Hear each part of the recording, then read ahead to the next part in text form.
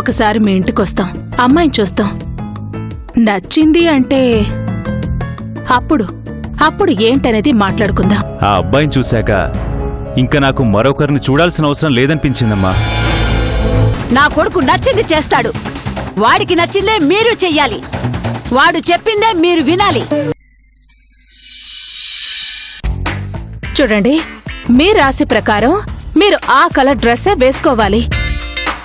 పోనీలేండి, ఇబ్బందిగా ఉంటే మీరు రాకండి, మేమే పెడతాం. అయ్యో, ఈ డ్రెస్కేంటి పరమేశ్వరి, నువ్వు సెలెక్ట్ చేసిన కలర్ అంటే సూపర్గా ఉంటుంది. ఇప్పటి వరకు నేను వేయని కలర్ ఇది, కొత్తగా కూడా ఉంది. కొత్తదే. ఏమండి, చెప్పు పరమేశ్వరి. రేపు పెళ్లి చూపుల దగ్గర మీరిలాగే మాట్లాడాలి. ఆ ఊరి పొలిమేరల్లోనే వదిలేసి వచ్చేస్తాను. ఈశ్వరా ఈశ్వరా, ఒక్క మాట అంటే ఒక్క మాట కూడా మాట్లాడను. రేపు ఎన్ని గంటలకు బయలుదేరదామమ్మా? ఎర్లీగానే బయలుదేరదా నాన్నా, బట్ అక్కడ షార్ప్ గా 10 గంటలకల్లా మనం అక్కడ ఉండాలి.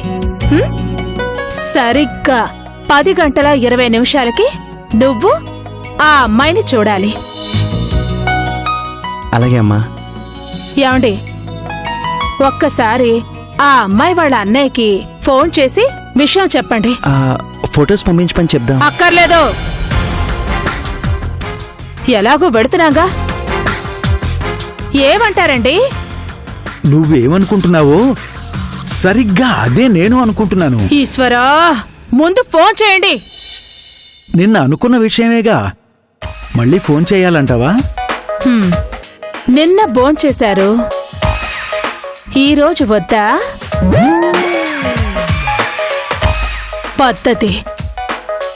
పద్ధతి ప్రకారం చెప్పాలి.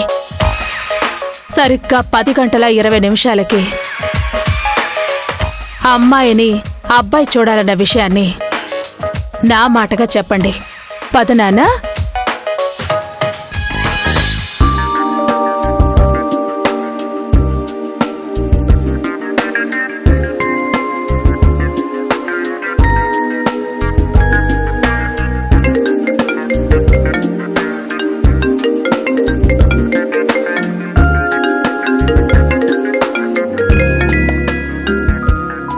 హలో, నమస్కారం హరిగారు. నేనండి, పంచాంగం పరమేశ్వరి గారి భర్తని. నమస్కారం అండి, చెప్పండి. అదే, మనం అనుకున్నట్లుగానే అనుకున్న ముహూర్తానికి అందరం కలిసి అమ్మాయిని చూడ్డానికి వస్తున్నాం.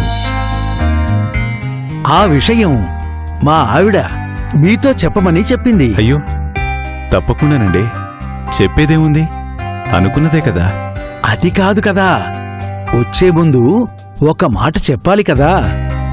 అది మన బాధ్యతని మా ఆవిడ చెప్పింది. ఓహో, అలాగా, సరేనండి. ఇంకో విషయమూ చెప్పమంది. ఏంటండి అది? మేము ఎన్ని గంటలకొచ్చినా, ఎన్ని గంటలకి ఇంట్లోకొచ్చినా, ఎన్ని గంటలకి కూర్చున్నా అబ్బాయి అమ్మాయి చూసుకోవడం అనేది మాత్రం కరెక్ట్గా 10:20 ఒకరినొకరు చూసుకోవాలటండి. ఆ విషయంలో మాత్రం ఎలాంటి పొరపాటు జరగకూడదని మా ఆవిడే చెప్పమంది. అలాగేనండి, 10:20 కదా, కరెక్ట్ టైంకి అమ్మాయిని అబ్బాయి చూసుకునేలా నేను ఏర్పాటు చేస్తానండి. ఏమండోయ్, ఇలాంటి విషయాల్లో మా ఆవిడ చాలా స్ట్రిక్టు. మీకు తెలుసో లేదో, 10:20 ఒక్క నిమిషం అటైనా ఇటైనా ఏకంగా పెళ్ళే వద్దు, క్యాన్సల్ చేసుకుందామనే వరకు వస్తుంది. ఆ తర్వాత మీ ఇష్టం. అయ్యో, అలాంటిదేం ఉండదండి. మీ ఆవిడగారికి కాదు, నాకు నమ్మకాలున్నాయి కదా. కాబట్టి ఆవిడ చెప్పిన టైంనే నేను పాటిస్తాను. ఆవిడ చెప్పిన టైంకి అబ్బాయి అమ్మాయి ఒకరినొకరు చూసుకునేలా నేను చేస్తాను. మా ఆవిడ చెప్పమంది, చెప్పేశాను. మరుంటాను. అలాగేనండి. మీ ఆవిడ గారిని పార్థుని అడిగానని చెప్పండి. అలాగే అలాగే. ఉంటానండి.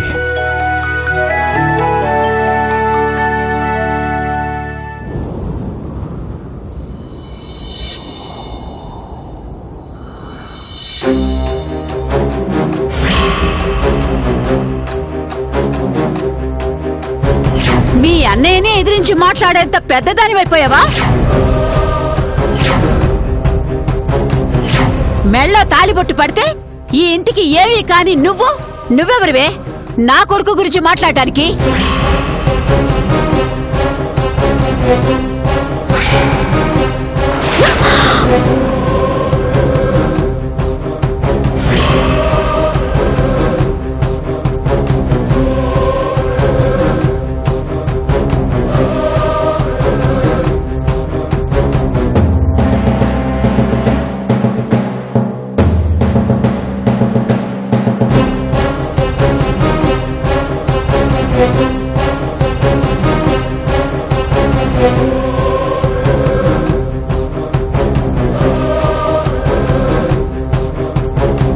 ఎందుకంత కోపం? ఎవరి మీద అంత కోపం? అదంతా నీకు అనవసరం. సరే, నాకనవసరం అనవసరం అంటున్నావు. మరి నీకనవసరమైన పనులు చాలా చేస్తున్నావు కదా.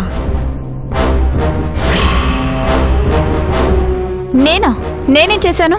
ఏం చేసావో తెలీదా? నేను అసలే చికాకులో ఉన్నాను. నన్ను విసిగించొద్దు ప్లీజ్. నన్ను ఒంటరిగా వదిలే. ఒంటరిగా వదిలేస్తాను. కాకపోతే జీవితాంతం నాలాగే నువ్వు ఎక్కడ నరకం అనుభవిస్తూ బ్రతకాల్సి వస్తుందో అన్న బాధతో ఒక్క మాట చెప్పి వెళ్దామనొచ్చాను. నీలాగా నేనెందుకు నరకం అనుభవిస్తాను? నేను అనుభవిస్తున్న నరకానికి కారణం నువ్వే. నువ్వు అనుభవించబోయే నరకానికి కారణం కూడా నువ్వే కదా. మీ అన్నయ్య విషయంలో నేను చెయ్యరాని తప్పు చేశాను. అది నా పొరపాటు, నా బుద్ధి లేనితనం. విచక్షణ లేకుండా ఎదుటి మనిషిలో మంచితనాన్ని చూడలేక, ఆ మంచితనాన్ని అర్థం చేసుకోలేక ఆయన ప్రాణాలు తీశాను.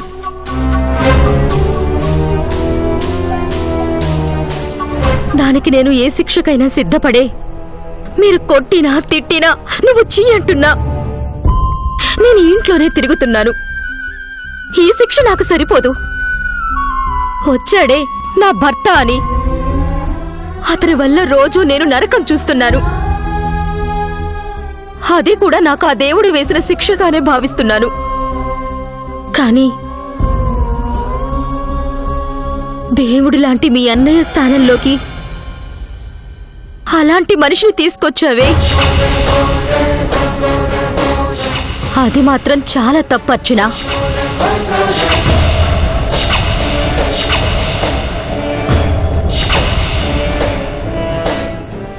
ఎవరినో తీసుకురావడం ఏంటి? మా అన్నయ్య కదా.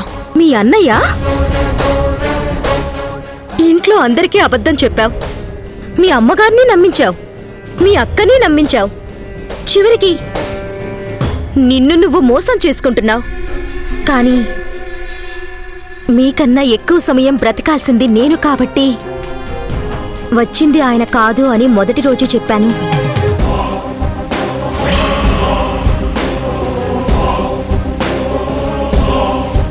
సరే, నా బాధని మీ అమ్మగారికి చెప్పినా నమ్మట్లేదు, సుభద్రకి చెప్పినా నమ్మట్లేదు. కానీ వచ్చింది ఆయన కాదు అని తెలిసిన రోజు అతనికి పడాల్సిన శిక్ష అతనికి పడుతుంది. కానీ అతను ఆయన కాదు అని తెలిసేలోపు నీకు చాలా పెద్ద శిక్ష పడుతుంది. అదే నీకిష్టం లేని మనిషితో పెళ్లి జరిగిపోవడం, నీకు కావలసిన మనిషి దూరం కావడం. ఎందుకర్చనా ఇలాంటి తప్పు చేశావు? దేవుడు లాంటి మీ అన్నయ్య స్థానంలోకి ఎందుకలాంటి మనిషిని తీసుకొచ్చావు? నువ్వు చేసిన తప్పు కంటే నేను చేసింది పెద్ద తప్పేం కాదు.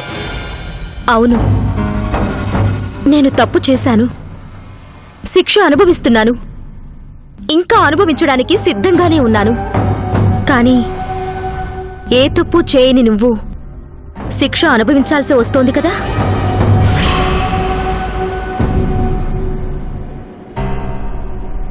ఇప్పుడు నేను పడే కష్టం గురించి మాట్లాడడానికి రాలేదు, నువ్వు పడబోయే బాధ గురించి మాట్లాడడానికి వచ్చాను. ఈ ఈరోజు కాకపోతే రేపు, రేపు కాకపోతే ఎల్లుండి, 10 రోజుల తర్వాత, నెల తర్వాత, సంవత్సరం తర్వాత అయినా అతను నా భర్త కాదు అని నేను నిరూపించలేకపోవచ్చు. కాని అతను ఆయన కాదు అనే విషయం మాత్రం ఖచ్చితంగా తెలుస్తుంది. కాని ఆ నిజం తెలిసేటప్పటికీ నీ జీవితం నీ చేతిలో నుంచి జారిపోయి చాలా కాలమైపోతుంది.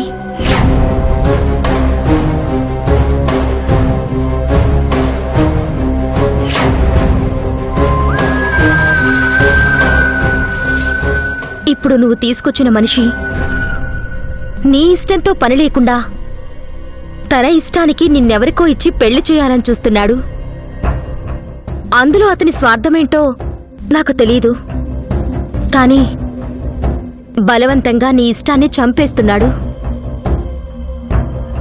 ఇష్టం ఉన్న మనిషికి దూరమై ఇష్టం లేని మనిషితో బ్రతకడం ఎంత కష్టమో నాకిప్పుడిప్పుడే అనుభవం అవుతోంది. ఆ బాధ నీకు రాకూడదనే నీతో మాట్లాడాలనొచ్చాను. ఏంటి అన్నయ్య గురించి మాట్లాడాలనొచ్చి నా గురించి మాట్లాడుతోంది? నా మీద అభిమానంతో మాట్లాడుతోందా? అభిమానాన్ని నటిస్తుందా? ఎప్పుడూ లేంది ఇలా మాట్లాడుతోందేంటి?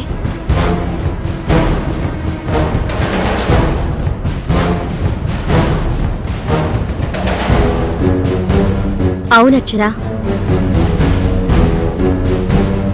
పూజారి చాలా మంచి కుర్రాడు. మాట తీరు, పద్ధతి, అందం, చదువు అన్నీ ఉన్న కుర్రాడు. ఆ అబ్బాయిని ప్రేమించి అతన్నే పెళ్లి చేసుకోవాలి అన్న నీ నిర్ణయంలో నాకైతే ఎలాంటి తప్పు కనిపించడం లేదు. మంచి అబ్బాయిని సెలెక్ట్ చేసుకున్నా.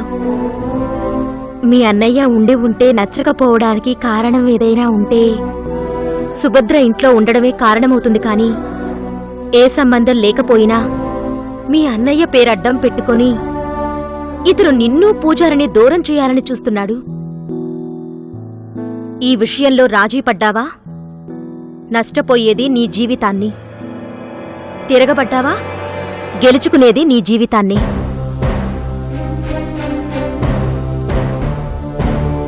మనకేమీ కాని మనిషి నిర్ణయించినా పెళ్లి చేసుకోవాల్సిన అవసరం లేదు.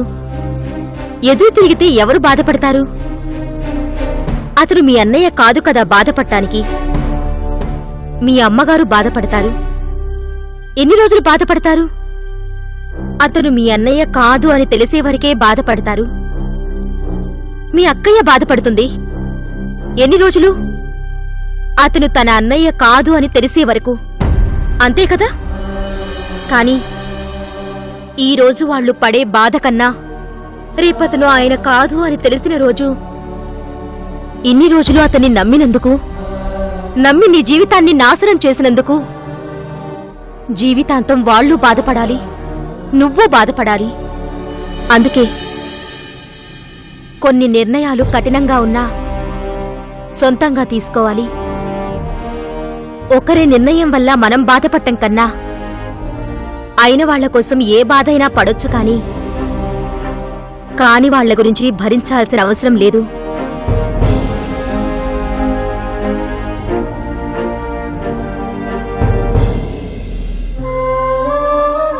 ఏమీ కాని మీ అన్నయ్య అని చెప్పుకునే అతని మాటలకు విలువిచ్చి నువ్వు ప్రేమించిన నీ మనిషిని దూరం చేసుకోవద్దు.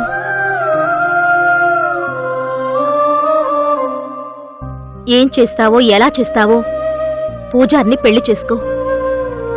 రేపు పెళ్లి చూపులంటూ జరిగాయా ఆ తర్వాత నీ చేతిలో ఏమీ ఉండదు. ఊరంతా నీ పెళ్లి చూపులని తెలుస్తుంది, నీ పెళ్ళని తెలుస్తుంది. నువ్వు ఎటు కదిలినా ఏం చేసినా అందరి చూపు నీ మీదే ఉంటుంది. కాబట్టి అప్పుడు నువ్వు ఏమీ చెయ్యలేవు. ఏదైనా చెయ్యాలి అనుకుంటే ఇప్పుడే చెయ్యాలి. వదినగా నీ మనసులో నాకు స్థానం లేకపోవచ్చు, కాని ఆడపడుచుగా నా మనసులో నీకు స్థానం ఉంది. నా ఆడపడుచు కష్టపడకూడదని నేను ఈ మాట చెప్తున్నాను. నిర్ణయం తీసుకో. నువ్వు సంతోషపడే నిర్ణయం, నీ జీవితం నీకు నచ్చినట్లు బ్రతకగలిగే నిర్ణయం ఆలోచించుకుని తీసుకో.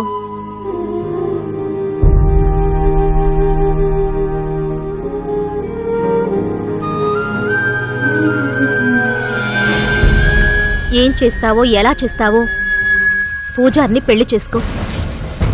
రేపు పెళ్లి చూపులంటూ జరిగాయా ఆ తర్వాత నీ చేతిలో ఏమీ ఉండదు.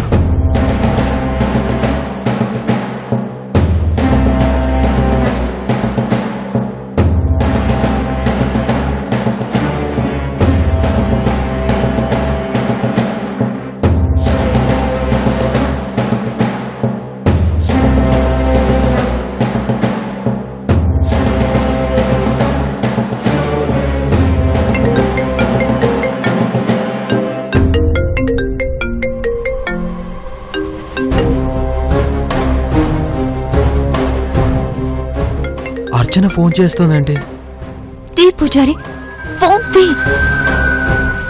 నీకెన్నిసార్లు చెప్పినా అర్థం కాదేంటి? అర్చన, చెప్తే అర్థం కాదా నీకు? మళ్ళీ మళ్ళీ నాకు ఫోన్ చేయకు చెప్తున్నాను. ఫోన్ పెట్టావంటే మళ్ళీ జీవితంలో చూడలేవు చెప్తున్నా. నువ్వు చెప్పేది నేను వినడం కాదు, నేను చెప్పేదే నువ్వు విను. రేపు తెల్లారితే నాకు పెళ్లి చూపులు. ఎవడో వస్తాడు, నన్ను చూస్తాడు, నేను నచ్చానంటాడు, మా అన్న పెళ్ళంటాడు, ఊర్లో పందిరంటారు, వాడు నా మెళ్ళో తాళి కడతాడు, నేను వెళ్ళి వాడితో బతకాలి.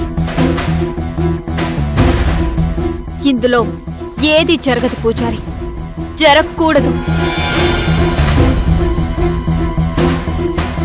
నా ఇష్టాన్ని చంపుకొని నాకు ఎవరితోనో బతకాల్సిన పని లేదు. నాకు నువ్వు కావాలి, నీ ప్రేమ కావాలి. ఎన్నిసార్లు చెప్పాలి అర్చన నీకు? అది జరగదు. నేను నిన్ను ప్రేమించట్లేదు, ప్రేమించను, ప్రేమించలేను. ప్రేమించాలి. ఎందుకు ప్రేమించావు? ఎవరి కోసం నీ ప్రేమని చంపుకుంటున్నావు? ఎవరి కోసం నీ ప్రేమని త్యాగం చేస్తున్నావు? నా అక్క కోసమా? నా అన్న కోసమా? నీ కోసం వాళ్ళనే నేను త్యాగం చేస్తున్నాను కదా. నా త్యాగం కన్నా గొప్ప త్యాగం అనేది. పూజారి, తెల్లారితే నా జీవితం నా చేతుల్లో ఉండదు. తెలిసి తెలిసి ఇంకొక చేతుల్లో నేను పెట్టలేను. నేను బ్రతకడం అంటూ జరిగితే నీతోనే బతకాలి, చావడం అంటూ జరిగితే నీతోనే చావాలి.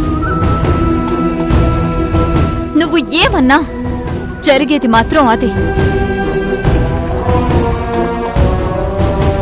నా జీవితంలో నువ్వు లేవన్నా రావన్నా జరిగేది అదే. ప్లీజ్ పూజారి, వీళ్ళందరి గురించి మనం ఆలోచించాల్సిన అవసరం లేదు. అందుకే నేనొక నిర్ణయం తీసుకున్నాను. ఈ రాత్రికి ఊరు సద్దు మణిగాక, అందరూ నిద్రపోయాక ఊరి చివర దేవాలయం దగ్గరికి నేనొస్తాను.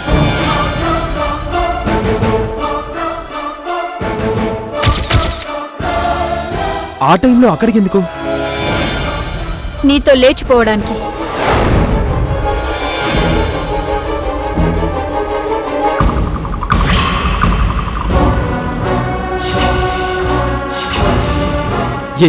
ఏ అర్చన, ఏం మాట్లాడుతున్నావు? జరగబోయేదే మాట్లాడుతున్నాను. నువ్వక్కడికొస్తున్నావు. మనమిద్దరం మన దారి మనం చూసుకుంటున్నాం. వీళ్ళందరికీ దూరంగా మన ప్రేమని బతికించుకోవడానికి ఎటైనా వెళ్ళిపోతున్నాం. అంతే. నేను రాను. నువ్వొస్తున్నావు. నువ్వు రాలేదంటే తెల్లవారేసరికి అదే ప్లేస్లో నా శవాన్ని చూస్తాం.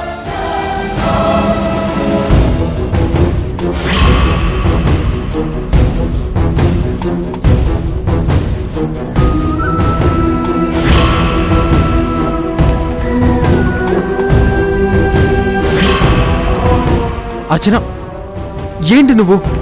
పూజారి, ప్రేమిస్తున్నాను ప్రేమిస్తున్నాను అని వెంట పడినప్పుడు నేను ద్వేషించాను, అసహించుకున్నాను. నా వెనుక క్యూలో కూడా నిలబడ్డానికి పనికిరావన్నాను. మాట అన్నప్పుడు కూడా నీ మనసులో ప్రేమ తగ్గలేదు. కానీ ఆ మాటలు తలుచుకుంటుంటే ఈ రోజుకి నువ్వెంత బాధపడుంటావో నాకు అర్థమవుతుంది. ఈ రోజు నువ్వు కాదన్న ప్రతిసారి అదే బాధ నేను అనుభవిస్తున్నాను. అది గుర్తుంచుకో. ప్రేమించుకునేది బాధపడ్డానికి కాదు, కలిసి జీవించడానికి.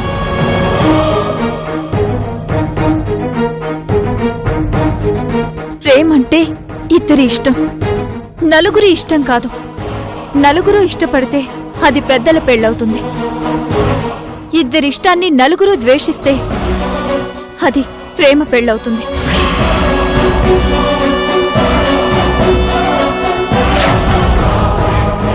మనది పెద్దలు కుదిర్చిన పెళ్ళవదు, ప్రేమ పెళ్ళే అవుతుంది. అందుకే నా మాట విను. ఈ విషయంలో నా నిర్ణయంలో మార్పు లేదు. నేను ఈ రాత్రికి నీతో రావడానికి సిద్ధంగా అక్కడ వెయిట్ చేస్తూ ఉంటాను. నువ్వు వస్తున్నావు. రాలేదంటే నువ్వు చూడగలిగేది నా శవాన్ని మాత్రమే. హరి చచ్చాడని కన్ఫర్మ్ అవ్వగానే నీ దారి నువ్వెందుకు చూసుకోలేదు? నిజం తెలిసింది కాబట్టి, నేను నా భర్తని ప్రేమిస్తున్నాను కాబట్టి, ఆయన జ్ఞాపకాలతో కలిసి బ్రతకాలనుకుంటున్నాను.